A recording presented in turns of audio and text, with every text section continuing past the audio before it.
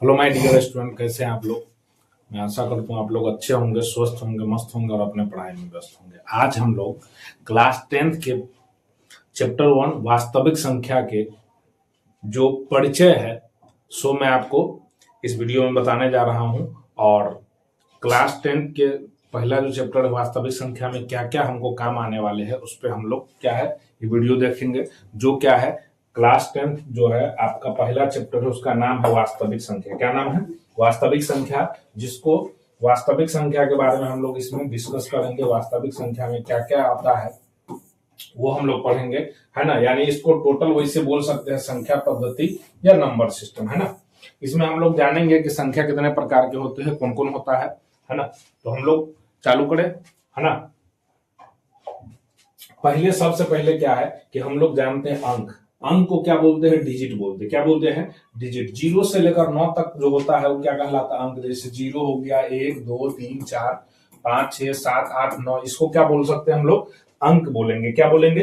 अंक। यानी 0 से लेकर के 9 तक जो होता है वो क्या कहलाता है? अंक। और अंक से अंक के समूह यानी अंक से मिलकर के क्या बनता है? संख्या बनता है। जैसे मान के चलिए 10 है, 10 क्या है? संख्या है। वो भी कई अंक का है, 1 अंक और 2 अंक का है। जैसे 1 2 3 ये क्या है? एक संख्या है, 123 है ये, है ना। और ये 1 अंक 2 अंक और 3 अंक का संख्या है ना।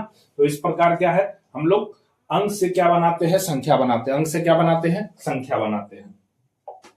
उसके बाद जो है जो संख्या जो होते हैं, संख्या कई प्रकार के होते हैं, जिसमें सबसे पहले हम लोग क्या पढ़ेंगे? प्राकृतिक संख्या। क्या पढ़ेंगे? प्राकृतिक संख्या, है ना।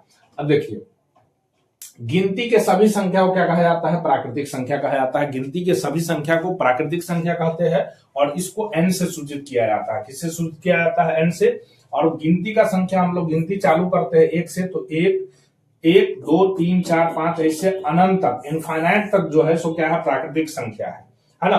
और सबसे छोटी जो प्राकृतिक संख्या है वो क्या होती है? 1, है ना। सबसे छोटी प्राकृतिक संख्या क्या होती है?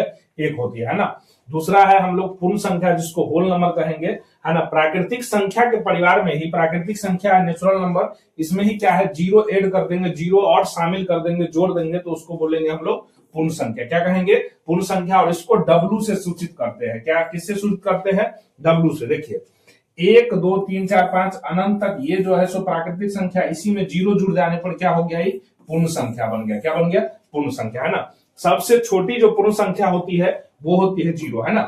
अब देखिए सभी प्राकृतिक संख्या क्या हो सकती है? नेचुरल नंबर हो सकता है। जितना भी प्राकृतिक संख्या है सो क्या है? नेचुरल नंबर, उसको हम लोग बोलते हैं। यानी सभी नेचुरल नंबर क्या हो जाएगा? पूर्ण संख्या के अंदर है। पूर्ण संख्या होल नंबर है, यानी पूर्ण संख्या के अंदर सभी प्राकृतिक संख्या है, लेकिन सभी पूर्ण संख्या प्राकृतिक संख्या होता नहीं है। सभी प्राकृतिक संख्या पूर्ण संख्या होता है, लेकिन सब पूर्ण संख्या प्राकृतिक संख्या नहीं होता है। यानी कहने का मतलब हुआ बड़ा हो गया आपको पूर्ण संख्या, और इसके अंदर क्या आता है? प्राकृतिक संख्या आता है ना। ये हो गया आपको पूर्ण संख्या, और इसके अंदर क्या आता है? प्राकृतिक संख्या आता है। कौन संख्या आता है? प्राकृतिक संख्या आता है ना। आगे हम लोग देखते हैं अगला जो है सम संख्या और विषम संख्या के बारे में हम लोग जानते हैं। सम संख्या उसको बोलते हैं वैसी संख्या जो 2 से पूर्णतः विभाजित हो, यानी जिसमें 2 से पूरा पूरा भाग लग जाए, उसको क्या बोलते हैं? सम संख्या। जैसे 2 4 6 8 10 ये सब क्या है? सम संख्या है। सम संख्या को पहचानने का क्या होता है सिस्टम? जिस अंक के अंत में एक आए स्थान पर 0 2 4 6 8 अगर दिखाई दे तो समझ जाइएगा वो क्या है? सम संख्या, है ना। ऐसे संख्या को हम लोग क्या बोलते हैं? सम संख्या बोलते हैं ना। सबसे छोटी जो सम संख्या है वो है 2। सबसे छोटी सम संख्या क्या है? 2। और सबसे बड़ी सम संख्या क्या है? अनगिनत है ना। अब देखिए सम संख्या को 2n के रूप में लिखा जाता है। 2n मतलब n मतलब हो गया नेचुरल नंबर। अब 2n मतलब समझ लीजिए, अगर n का मान हम लोग अगर 1 रखते हैं तो 2 गुने 1 क्या होता है? 2। फिर अगर n का मान हम लोग 2 रखते हैं तो 2 गुना क्या हो जाता है? 4। फिर n का मान अगर हम लोग 3 रखते हैं तो क्या आता है? 6। यानी कितना भी इसमें क्या है n का वैल्यू रखेंगे सब किस संख्या के रूप में आएगा? सम संख्या के रूप में आएगा, है ना। तो इसको हम लोग क्या बोल सकते हैं? इसको हम लोग क्या है? 2n के रूप में क्या करते हैं? शो करते हैं, दर्शाते हैं। अगला है विषम संख्या। विषम संख्या को ओड संख्या बोलते हैं, ओड नंबर बोलते हैं, है ना। वैसी संख्या जो 2 से पूरा पूरा विभाजित नहीं होता है उसको क्या बोलते हैं? विषम संख्या बोलते हैं, है ना। जिसमें आगे आपको 1 3 5 7 9 ये सब क्या है? विषम संख्या। 1 3 5 7 9 ये सब क्या है? विषम संख्या है। इसके अंत में क्या होंगे, इसके इकाई स्थान पे कोई भी संख्या जिसके इकाई स्थान पे 1, 3, 5, 7 और 9 दिखाई दे तो समझ जाइएगा वो विषम संख्या दिया हुआ है। कैसी संख्या है वो? विषम संख्या। विषम संख्या का जो व्यापक रूप होता है 2n + 1 होता है। विषम संख्या का व्यापक रूप 2n + 1 होता है। जैसे यहाँ पे हम लोग 2n किया, अगर इसी में +1 कर देते हैं तो ये 2 + 1 क्या हो जाएगा 3। ये आपका था 2 दूना 4 और इसमें +1 हो जाएगा तो ये आएगा 5। इसमें क्या है +1 होने पर क्या आ जाएगा 7। यानी 2n + 1 करने पर ये क्या है, विषम संख्या के रूप में आएंगे, है ना। तो विषम संख्या को क्या है, व्यापक रूप जो है सो क्या है 2n + 1 है और सम संख्या का व्यापक रूप क्या है 2n है। अब देखिए अगला क्वेश्चन जो है, अगला जो है पॉइंट पूर्णांक संख्या है। पूर्णांक संख्या को हम लोग इंटीजर कहते हैं। क्या कहते हैं? इंटीजर, है ना। जब पूर्ण संख्या के परिवार में ऋणात्मक संख्या शामिल कर दिया जाता है तो उसको बोलते हैं पूर्णांक, है ना। जैसे देख लीजिए कि यहां से आगे पूर्ण संख्या, यहां से आगे क्या है पूर्ण संख्या है, इसी में क्या है ऋणात्मक संख्या, यहां से आगे पीछे ऋणात्मक संख्या है जोड़ दिया गया तो ये क्या कहलाएगा पूर्ण, यानी पूर्णांक कहलाएगा। तो पूर्णांक में क्या है धनात्मक संख्या, यहां से इधर क्या हो जाएगा धनात्मक संख्या, कहां तक अनंत तक, इनफाइनाइट तक धनात्मक संख्या यानी पॉजिटिव नंबर, धनात्मक संख्या, धनात्मक संख्या आ जाएगा। और ये आपका 0 हो गया और यहां से इधर जो होगा सो क्या होगा ऋणात्मक संख्या होगा। क्या होगा? ऋणात्मक संख्या होगा। यानी निगेटिव नंबर 0 और पॉजिटिव नंबर मिला के क्या बनता है पूर्णांक बनता है। निगेटिव नंबर 0 और पॉजिटिव नंबर मिलके क्या बनता है पूर्णांक बनता है ना। जैसे में इसका हो गया 0, 1, 2, 3 प्लस में भी और माइनस में भी जो संख्या होता है उसको क्या बोलते हैं पूर्णांक बोलते हैं। और इसको किससे शो किया जाता है जेड या आई से, या तो आई से शो कर सकते हैं या जेड से शो कर सकते हैं, दर्शा सकते हैं। अब देखिए उसके बाद है भाज्य संख्या और अभाज्य संख्या। भाज्य संख्या को कंपोजिट नंबर भी कहते हैं, भाज्य संख्या को कंपोजिट संख्या भी कहते हैं। यानी वैसी संख्या जो एक और स्वयं को छोड़कर किसी दूसरी संख्या से पूर्णतः विभाजित हो उसको हम लोग क्या बोलेंगे भाज्य संख्या। जैसे 4 है, 4 में 1 से भी भाग लग जाएगा, 4 से भी भाग लग जाएगा और इसके अलावा किसी और संख्या से भाग लगता है तो क्या कहलाता है सम संख्या, है ना। तो भाज्य संख्या कहलाता है। तो भाज्य संख्या जो है सबसे छोटी भाज्य संख्या 4 होता है। 4, 6, 8, 10 ये सब क्या है भाज्य संख्या, है ना। 4, 6, 8, 10, 9 ये सब क्या है भाज्य संख्या। 10, 12, 14, 15 ये सब क्या है भाज्य संख्या। क्यों? क्योंकि इसके ना 2 से अधिक गुणनखंड है। एक तो ये 1 से विभाजित होंगे, एक खुद से विभाजित होंगे और इसके अलावा किसी अन्य संख्या से क्या होगा विभाजित होगा तो उसको हम लोग क्या बोलेंगे भाज्य संख्या यानी कंपोजिट नंबर। सबसे छोटी भाज्य संख्या क्या होती है 4 होती है। सबसे छोटी भाज्य संख्या क्या होती है 4। अब देखिए इसका उल्टा अभाज्य संख्या। अभाज्य संख्या उसको बोलेंगे जो एक और स्वयं के अलावा किसी और से विभाजित नहीं होता है तो उसको क्या बोलते हैं अभाज्य संख्या। यानी एक और स्वयं यानी खुद के अलावा किसी और संख्या से विभाजित नहीं होता है तो उसको क्या बोलते हैं विषम संख्या बोलते हैं। जैसे 3 में देखिए आप 3 में 1 से भाग लगा सकते हैं, 3 में 3 से विभाजित करेंगे तो पूरा पूरा कटेगा, है ना। तब ये जो 3 जो है सो क्या है अभाज्य संख्या है। सबसे छोटी जो अभाज्य संख्या होती है वो क्या होती है 2। 3, 5, 7, 11 ये सब क्या है अभाज्य संख्या है। सबसे छोटी अभाज्य संख्या 2 होती है ना। और 2 सबसे छोटी अभाज्य संख्या होने के साथ साथ क्या है एक सम अभाज्य संख्या भी है ना। 2 के अलावा कोई भी सम संख्या अभाज्य नहीं है ना। और विषम अभाज्य सबसे छोटी संख्या कौन होती है 3 होती है ना। अब देखिए अगला हम लोग पढ़ेंगे जिसको हम लोग बोलेंगे सह अभाज्य। सह अभाज्य संख्या उसको बोलते हैं वैसी 2 संख्या जिसका 2 या 2 से अधिक संख्या जिसका मौसा यानी एचसीएफ निकालेंगे उसका एचसीएफ क्या आएगा 1 आएगा तो उसको बोल सकते हैं हम लोग सह अभाज्य संख्या। जैसे 5 और 6 को जब हम लोग एचसीएफ निकालेंगे तो इसका एचसीएफ क्या आएगा 1। 9 और 16 का एचसीएफ अगर निकालते हैं तो उसका एचसीएफ क्या आता है 1 आता है। तो ये जो हो जाएगा सह अभाज्य संख्या यानी को प्राइम नंबर हो जाएगा, है ना। जैसे 5 का देखिए 5 का जो फैक्टर है एक तो 5 है और 1 है और 6 का फैक्टर क्या सब है 2, 3 है और 6 है ना। तो इसका जो मौसा निकालेंगे तो 1 आएगा और इसको हम लोग क्या बोल सकते हैं सह अभाज्य संख्या बोल सकते हैं। देखिए अभाज्य संख्या का गुणनफल 2 या 2 से अधिक अभाज्य संख्या का जो गुणनफल होता है हमेशा क्या होता है भाज्य संख्या होता है। जैसे आप देख लीजिए 2 अभाज्य संख्या है, 3 अभाज्य संख्या है, जब इसको गुना करेंगे तो ये क्या आ गया 6 और 6 क्या होता है भाज्य संख्या होता है। ये क्या हो गया भाज्य संख्या 6 और ये दोनों जो है सो क्या है अभाज्य संख्या है ना। तो दो अभाज्य संख्या को जब गुना करेंगे तो उसका गुणनफल हमेशा क्या आएगा, भाज्य संख्या आएगा। आगे हम लोग देखते हैं जिसको हम लोग बोलते हैं परिमेय संख्या। परिमेय संख्या यानी रेशनल नंबर, वैसी संख्या जिसको P बट्टा Q के रूप में लिख सकते हैं, वैसी संख्या जिसको P बट्टा Q के रूप में लिखा जा सकता है उसको क्या बोलेंगे हम लोग, परिमेय संख्या बोलेंगे, है ना। जहां पे Q बराबर नहीं होगा 0, जहां पे क्या होगा Q यानी कोई भी चीज, जैसे 5/8 है ना, तो ये बट्टे में जो आ गया 8 आ गया, ये 0 होना नहीं चाहिए। Q जो है सो 0 नहीं होगा, तब उसको क्या बोलेंगे, परिमेय संख्या बोलेंगे, है ना। जैसे आपको 1, अब 2, 3 ये सब परिमेय संख्या बोलिएगा, सर 1 तो P बटा Q में नहीं है, बट 1 के नीचे 1 लिख सकते हैं, 2 के नीचे भी 1 लिख सकते हैं, 3 के नीचे भी 1 लिख सकते हैं, तो ऊपर वाला P और नीचे वाला क्या आ जाएगा, Q आ जाएगा। तो ये P बट्टा Q में है। 2/5 जो है सो परिमेय संख्या, 8/3 क्या है, परिमेय संख्या, है ना। देखिए सभी पूर्णांक क्या होती है, परिमेय संख्या होती है। जितने भी पूर्णांक है सब क्या है, परिमेय संख्या है, लेकिन सब परिमेय संख्या पूर्णांक होता नहीं है। ये बात आपको ध्यान रखना है कि जितना भी परिमेय संख्या हो, जितना भी पूर्णांक होता है वो परिमेय संख्या होता है, लेकिन जितना परिमेय संख्या होता है सब पूर्णांक होता नहीं है ना। यानी परिमेय संख्या को हम लोग P बटा Q के रूप में दर्शा सकते हैं, जहां पे Q बराबर के 0 नहीं होगा, बराबर के 0 क्यों नहीं होगा। ये था परिमेय संख्या। अब हम लोग देखेंगे अपरिमेय संख्या, है ना।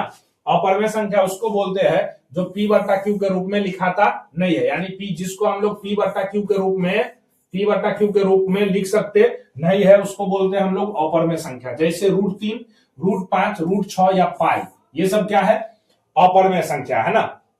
अब देखिए पाई एक क्या है, अपरिमेय संख्या है। ये बात हमेशा ध्यान में रखिएगा। कई बार बिहार बोर्ड ऑब्जेक्टिव में 10वीं के ऑब्जेक्टिव में पाई के बारे में पूछ दिया कि पाई कैसी संख्या है, तो पाई क्या है, अपरिमेय संख्या है। लेकिन पाई का जो वैल्यू होता है लगभग 22/7, वो क्या होता है, परिमेय संख्या होता है ना। यानी देखिए पाई जो है, पाई का मान लगभग 3.14, ये बहुत सारा क्या है, मतलब लगभग 3.14 के आसपास होता है, या 22/7 होता है। तो ये 22/7 P बटा Q के रूप में है। तो 22/7 के बारे में अगर कोई पूछे तो इसके बारे में बताना है कि परिमेय संख्या है, लेकिन पाई के बारे में पूछे तो क्या बताना है, अपरिमेय संख्या है ना। अब देखिए दो परिमेय संख्या और दो अपरिमेय संख्या के बीच अनंत परिमेय और अनंत अपरिमेय संख्या होता है। जैसे मान के चलिए 1 और 2 संख्या है, अगर इसके बीच में अगर कोई पूछे कितनी परिमेय संख्या होती है, तो इस दोनों के बीच में क्या होती है, अनंत परिमेय संख्या होती है। इस दोनों के बीच में कितने परिमेय संख्या होते हैं, अनंत। और इस दोनों के बीच में अपरिमेय संख्या भी कितने होंगे, अनंत होंगे, है ना। अब देखिए इसके बाद क्या, वही बात है कि परिमेय संख्या और अपरिमेय संख्या पे बात करते हैं। इससे ऑब्जेक्टिव क्या है, बराबर आता है। तो क्या है कि अगर परिमेय संख्या को अपरिमेय संख्या के साथ जोड़ेंगे, घटाएंगे, गुना करेंगे, भाग देंगे, परिमेय संख्या को अपरिमेय संख्या के साथ जोड़ेंगे, घटाएंगे, गुना करेंगे, भाग करेंगे, तो इसका जो रिजल्ट आएगा वो क्या कहलाएगा, अपरिमेय संख्या कहलाएगा, है ना। परिमेय संख्या को अगर अपरिमेय संख्या के साथ जोड़ते हैं, घटाते हैं, गुना करते हैं या भाग करते हैं तो क्या कहलाता है, अपरिमेय। जैसे देखिए 2 परिमेय संख्या है, इसमें हम लोग प्लस कर दिए √2 अपरिमेय संख्या को, इस टोटल को हम लोग क्या बोलेंगे, अपरिमेय संख्या बोलेंगे। जैसे 2 प्लस में है और √2 गुना में है, इसको अगर गुना करेंगे तो 2√2 आया, इस टोटल को हम लोग क्या बोलेंगे, अपरिमेय संख्या कहेंगे, है ना। यानी एक परिमेय संख्या और एक अपरिमेय संख्या का योग, अंतर, गुणनफल, भागफल हमेशा क्या होता है, एक अपरिमेय संख्या होता है ना। परिमेय संख्या का जोड़, घटाव, गुना, भाग क्या होता है, अपरिमेय संख्या होता है। जैसे 2 माइनस √2, ये अंतर है परिमेय संख्या का और अपरिमेय संख्या का, एक टोटल को क्या बोलेंगे हम लोग, अपरिमेय संख्या। √2/2 है, √2 अपरिमेय संख्या और 2 परिमेय संख्या, जब 2 से √2 को भाग देंगे तो वो क्या कहलाएगा, अपरिमेय संख्या कहलाएगा, है ना। अब देखिए संख्या जो होते हैं वैसे 2 प्रकार के होते हैं, एक तो होता है वास्तविक संख्या और एक होता है काल्पनिक संख्या, है ना। एक होता है वास्तविक संख्या और एक होता है काल्पनिक संख्या। वास्तविक संख्या परिमेय संख्या और अपरिमेय संख्या से मिलकर जो संख्या बनता है उसको बोलते हैं वास्तविक संख्या, यानी परिमेय संख्या और अपरिमेय संख्या के समूह को वास्तविक संख्या कहते हैं। अब जैसे 2 प्लस √2 है, इसमें 2 परिमेय है और √2 क्या है, अपरिमेय है। यहाँ √2 माइनस 2 है तो 2 अपरिमेय है, 2 क्या है, परिमेय है। दोनों मिलकर के दोनों टोटल को हम लोग वास्तविक संख्या कह सकते हैं। जैसे 4 परिमेय संख्या है, इसमें √3 जुड़ गया तो ये परिमेय हुआ, ये अपरिमेय हुआ, लेकिन टोटल को हम लोग क्या है, वास्तविक संख्या कह सकते हैं। तो वास्तविक संख्या परिमेय संख्या और अपरिमेय संख्या से मिलकर बनता है। अब देखिए काल्पनिक संख्या है ना या अवास्तविक संख्या किसको कहेंगे? जो संख्या वास्तविक नहीं होता है उसको क्या कहते हैं? काल्पनिक संख्या कहते हैं। आप देखिए क्लास 10 तक वास्तविक संख्या पढ़ना है, क्लास 10 तक क्या पढ़ना है? वास्तविक संख्या। लेकिन जब आप क्लास 11th में जाते हैं तो एक चैप्टर है जिसका नाम है कॉम्प्लेक्स नंबर। क्या नाम है? कॉम्प्लेक्स नंबर, है ना। कॉम्प्लेक्स नंबर यानी सम्मिश्र संख्या। सम्मिश्र संख्या, सम्मिश्र संख्या जब आप पढ़ते हैं तो वहां पे इमेजिनरी नंबर यानी काल्पनिक संख्या के बारे में बताया गया है। जो काल्पनिक संख्या कैसा होता है? तो 2i, आयोटा आई के तरह लिखा हुआ रहता है ना। या आप ऐसे भी लिख सकते हैं 3 प्लस माइनस √4। ये क्या है? वास्तविक संख्या नहीं है, क्योंकि रूट के अंदर माइनस नहीं होता है। रूट के अंदर जैसे ही माइनस होगा तो क्या हो जाएगा? वास्तविक संख्या नहीं रहेगा। और जो संख्या वास्तविक नहीं होगा वो क्या कहलाएगा? काल्पनिक संख्या कहलाएगा। तो हम लोग काल्पनिक संख्या के बारे में इतना समझ के रख लेते हैं कि जो वास्तविक नहीं होता है उसको या तो अवास्तविक या काल्पनिक संख्या कहते हैं। और इसके बारे में क्लास 11th में एक चैप्टर है जिसका नाम है कॉम्प्लेक्स नंबर, सम्मिश्र संख्या। वहां पे इसके बारे में अध्ययन करना है, पढ़ाई करना है। अगला हम लोग देखते हैं कि गुणनखंड यानी फैक्टर, वैसी संख्या जो दिए गए संख्याओं को पूर्ण रूप से विभाजित करता है उसको हम लोग क्या बोलते हैं? गुणनखंड या फैक्टर कहते हैं ना। जैसे 12 के गुणनखंड क्या होंगे? या तो 1 से पूरा पूरा भाग लग जाएगा, या 2 से, या 3 से, या 4 से, या 6 से, या 12 से। तो 1 2 3 4 6 12 ये जो हुआ 12 का क्या हो गया? गुणनखंड हो गया। 12 का क्या हो गया? गुणनखंड हो गया, है ना। यानी 12 आप देख रहे हैं, 12 को अगर हम लोग क्या करेंगे?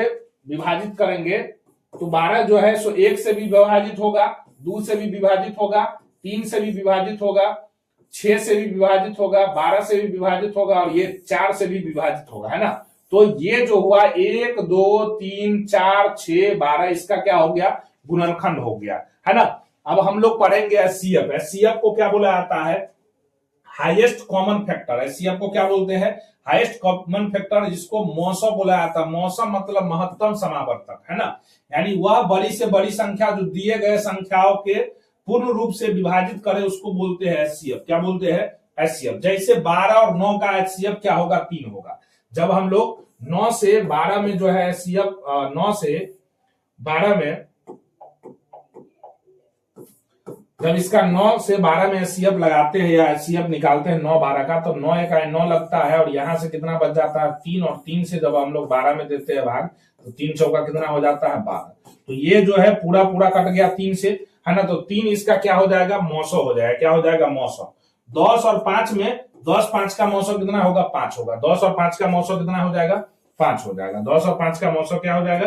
5। तो मौसम का मतलब हुआ बड़ी से बड़ी संख्या जिससे क्या हो जाए? पूरा रूप से विभाजित, पूर्ण रूप से विभाजित हो जाए। एचसीएफ 2 तरीका से हम लोग निकाल सकते हैं। एक तो गुणनखंड विधि है, दूसरा भाग विधि है। अभी जो हम लोग बनाए हैं ये भाग विधि है। अगर गुणनखंड विधि जैसे 9 और 12 का एचसीएफ निकालना हो गुणनखंड विधि से, तो हम लोग यहाँ 3 से लगाएंगे, 3 बार में लगेगा ही।